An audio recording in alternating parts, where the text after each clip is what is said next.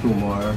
Nagpadayag sa iyang kabalaka og kalagot si Police Colonel Hansel Marantan sa iyang mensahe sa mga pulis atol sa flag raising ceremony sa DCPO ground kaganyang buntag na alarma kini sa nakita nga record sa kaso sa rape gikan Enero hangtod Mayo ning tuiga nga 41 ka buok. Pero kung ikumpara sa milabay nga tuig sa susamang bulan, mas ubos hinuon karong tuiga kay gikan Enero hangtod Mayo tuig 2023 adunay na record nga 62 ka kaso. Halos ang 19 ka mga police station sa Davao City ang naka-record o rape case. Observe ko, ang taas ng rape cases. If I may count it, maybe 41 cases from January to date. Kayong mga in charge, tayo lahat, we have to do some interventions of that. I know that there are still some of it na unreported. I say again, unreported. Yan ang masama. Kasi takot, nahihiya. So that's the main function of the policeman to maintain law and order in that particular area. Nakita ko yung iba, 6, 5 rape cases. That's alarming. And it's a case that you cannot even find sympathy. Okay lang sana kung murder yan. You can find reason, homicide. May mga rason yan. Bakit nag-murder? Bakit nag-homicide? Musurok ang dugo ni Marantan kung adunay kasong rape. If you are a member of the family anyway, you have one case of that in your family, ano ang mararamdaman mo? It is an unforgivable offense. It is an irreparable. Irreparable yan. Anong mangyayari dyan sa victim? Hindi yan tape na pwede mong hugasan. It's a tattoo. Parang it's a tattoo.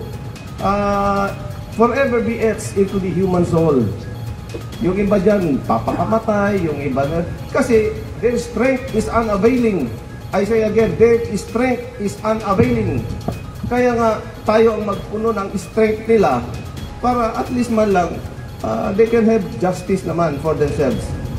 Wala na tayong ma-offer, nangyari na yan. Assuming so, na nangyari na yan.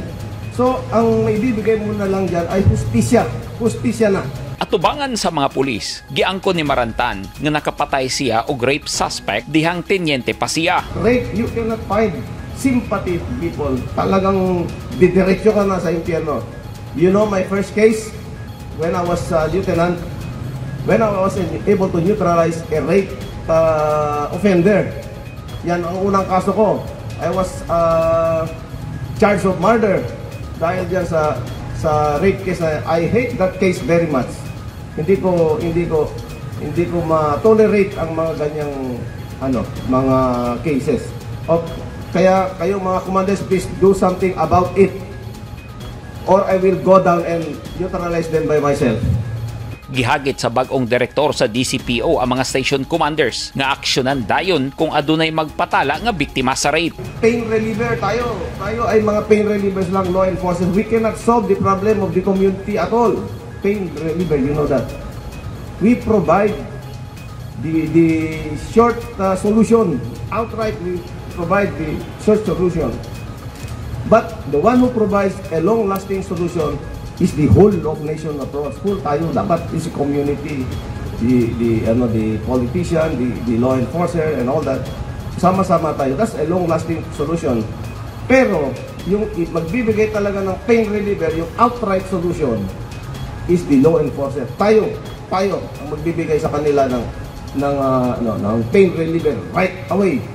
Of course, magano yan, marami pa. They will file the case, the prosecutor will file it before the court, there will be trial. Okay, let it be, but this time we have to neutralize all the offenders. Put them under our custody. Ganun lang. Lauman ang paspas nga aksyon sa mga pulis sa kaso sa rape aron masilutan dayon ang suspitsado.